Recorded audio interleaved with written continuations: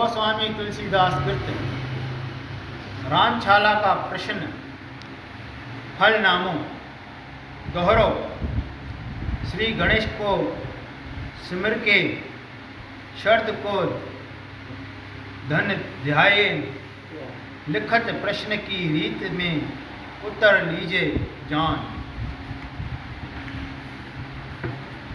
मथे फलनामे में जो प्रश्न करण की रीत ही आहे त प्रश्न कंदड़ श्री रामचंद्र भगवान जे हृदय में ध्यान धरे कहीं भी खाने में आंगुर रखियो होए उन खाने वाले अखर कहें कागज या स्लेट ते लिखो ऐं पोइ उन अखर खां वठी ॾहें अखर जेसिताईं लिखंदा रहो जेसिताईं फिरी उहो साॻियो अखर न हुजे जंहिं ते पहिरीं आंगुर रखी हुई।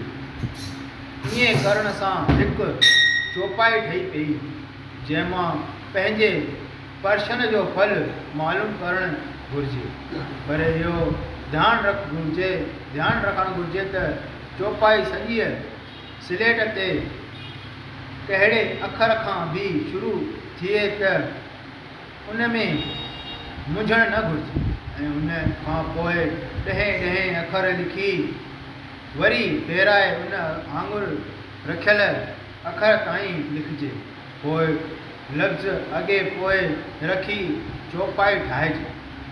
इन्हीअ में का बि ॾुखाई कान्हे ऐं जल्द सम्झी वठिबो। जंहिं कॾहिं पहिरें खाने में पहिरियों अखर तो ते हथ रखिबो त थींदो स ऐं उन खां पोइ ॾहें अखर लिखण सां हीअ चौपाई ठहंदी।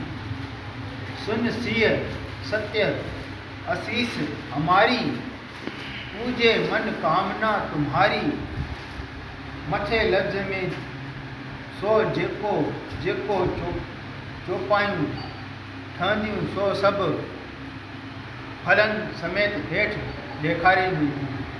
चौपाई सुन सिया सत्य आशीष हमारी पूजे मन कामना तुम्हारी फल प्रश्न उत्तर चङो आहे कम सिद्ध थींदो परविश नगर कीजे सब काजा हृदय राख कौशल्यपुर राजा फल भगवान जे सुमरण करे कम खे शुरू करियो सिद्ध थींदो उघरे अंत न होस बाहू काल नेम जन रावण आऊ फल जे कम वीचारियो आहे तंहिंजी अंत में भलाई न आहे। विद विष सजन उस गति परती फल मण समनिक गुण अंगूही फल खोटन माण्हुनि जे संग छॾ कम में देर अथई होए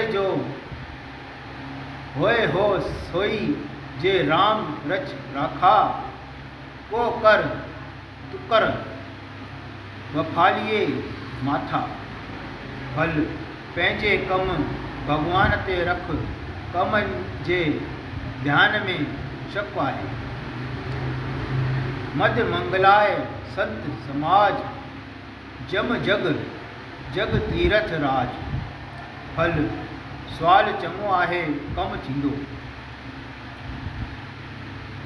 रगल सुधार खे करिए सताई गोपद सदू अनहल जलताई फल सवाल चङो आहे दुश्मन नास थींदो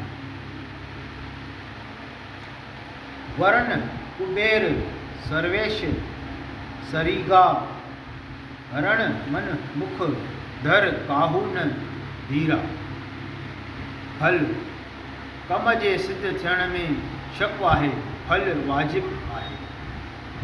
सफल मनोरथ होए तुम्हारो, राम लक्ष्मण सुन भय सुखारो। फल सब मनोरथ पूरा थींदे, धन जी प्राप्ति थींदे नोट। मथे फलनामे में साक्षात खुद गोस्वामी तुलसीदास जंहिंजे ठहियल आहे ऐं वॾनि वॾनि विद्वाननि पंडितनि ऐं ज्योतिषियुनि जे आजमायल आहे, जंहिं करे उन जे फल में कंहिं बि क़िस्म जो शक आणु न घुरिजे। राम नाम सिमरिया उन सर्वशक्तिमान श्री रघुनाथ स्वामीअ जे चरणनि कमलनि जे रेखा में करोड़े दफ़ा साष्टांग प्रणाम आहे, जंहिंजे प्रेम पवित्र नाले जे आसरो वठी हिन अथाह ऐं दुस्त्र भव सागर खां अनेक पापी सहजे ई खिन में पार उतरी विया।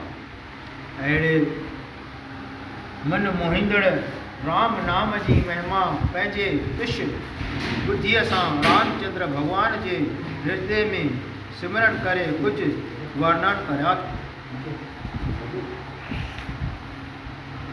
अहिड़ो संसार में कहिड़ो अभागी जीव हूंदो जंहिंखे राम नाम जे महिमा जो क़दुरु न हूंदो। अहिड़ो कहिड़ो महापाप आहे जो राम नाम जे जपण सां मेटिजी नथो सघे। राम नाम सभिनी मंत्रनि जे ॿिज मंत्र आहे, सभिनी गुणनि जी खाण आहे। राम नाम जे महिमा खे आदि कवि वाल्मीकि ॼाणे थो।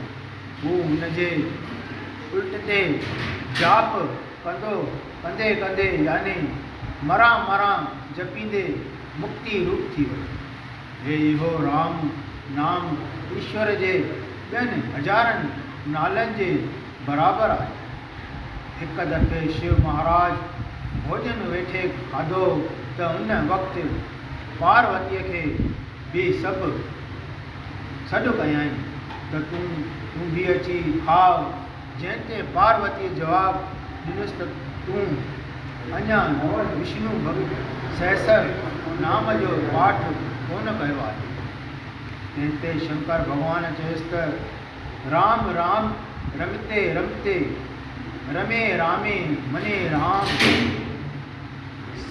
सहस्र नाम तुझिए राम नाम वरनानी। मतिलब त हे पार्वती, राम नाम विष्णुअ जे हज़ारनि नालनि जे बराबरि आहे। विष्णु भॻवानु जॾहिं कश अवतार वठी समुंड खे विलोड़ियो हो तॾहिं उन मां 14 रत्न निकिता ऐं सभिनी खे उहो विराए ॾिनाही। पर जॾहिं ज़हर निकिरी पियो त उनजो तेज़ाब खां देवताऊं जलण लॻा। तॾहिं हाहाकार करे पुकारण लॻा त हे शंकर, असांखे तव्हां ई बचायो, न त असीं खिन शास्त्र में भस्म थी वेंदासीं। तंहिंते शंकर भोलानाथ उन्हनि ते दया आणे राम जे नाले उचारे उहो ज़हर पी छॾियो जो हुनजे कंठ ताईं वञण शर्त अमृत थी पियो। मतिलब त राम नाम जे एॾो प्रभाव आहे जो ज़हर मां बि अमृत थियो पियो। हारे ऐं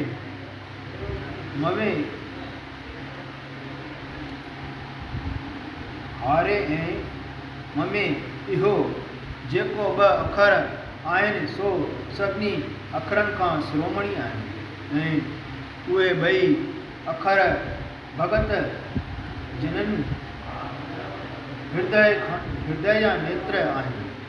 जंहिंजे इहो 2 अखियूं न आहिनि उहे अंधो आहे। उहो भला परमेश्वर खे कीअं ॾिसी सघंदो। वरी कहिड़ो आहे उहो राम नाम जंहिंजे जपण में कंहिं बि क़िस्म जो कष्ट कलेश कोन्हे। संसार में सभिनी नाभनि ऐं सुखनि जो ॾींदड़ ऐं परलोक में सहायता कंदड़ आहे। इहे ॿई अखर नर ऐं नारायण आहिनि। संसार जी पालना कंदड़ ऐं मंशनि जी रक्षा कंदड़ आहिनि। भक्तीअ रूपी सुंदर स्त्रीअ जे ॿिन्ही कननि जा इहे ॿई भूषण ऐं जेवर आहिनि। संसार जे भले करण जो वास्ते इहे ॿई अखर सूरज ऐं चंद्रमा जे बराबरि आहे। संतनि जे मन रूपी कमल जे वास्ते इहे ॿई अखर भंवर आहे। जीअं भंवर कमल तां कीन उॾामंदो आहिनि, तीअं ही ॿई अखर बि संतनि जे ॼिभ खां बिल्कुलु नथा विसरनि। इहे ॿई अखर ॼिभ रूपी यशोदा खे कृष्ण ऐं बलराम जे समान प्यारा आहिनि। जीअं यशोदा जे आंगण में कृष्ण ऐं बलराम ॿई रांदि कंदा हूंदा, तीअं संतनि जे रूपी यशोदा जे ॼिभ रूपी आंगण में इन्हनि ॿिन्ही अखरनि रूपी कृष्ण ऐं बलराम रांदि कनि था। बोल श्री कृष्ण भगवान की जय।